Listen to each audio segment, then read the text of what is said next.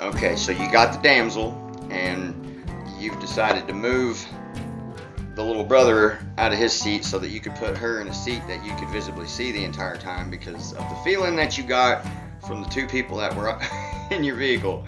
I remember it wasn't a good feeling, and it was a predatory, very violating feeling. And so I already knew how other people would, you know what I mean? If they were feeling that, then somebody was going to scoop her up, and we couldn't let that happen. That's right. And we wouldn't let it happen, and we didn't. So I put her in the truck, and I went back around, got in the, and turned off to the best friend / girlfriend house, whatever she was to them.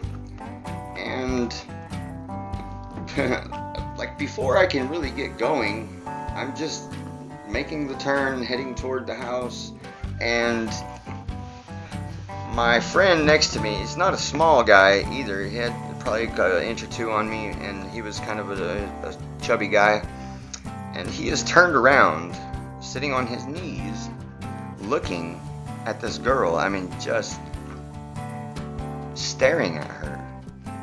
And I'm like, I'm letting it go for a minute, and then it's like I feel it intensifying in his mind, and I look over and his brother's doing the same thing. That's why I felt it intensify. So I pulled over real quick, and I said, both of you, look at me. Look at me in the eyes, because if you lay one hand on that girl, if you touch her, if you so much as continue to think about her in the way that you're thinking right now, I will slit your fucking throat and watch you bleed out.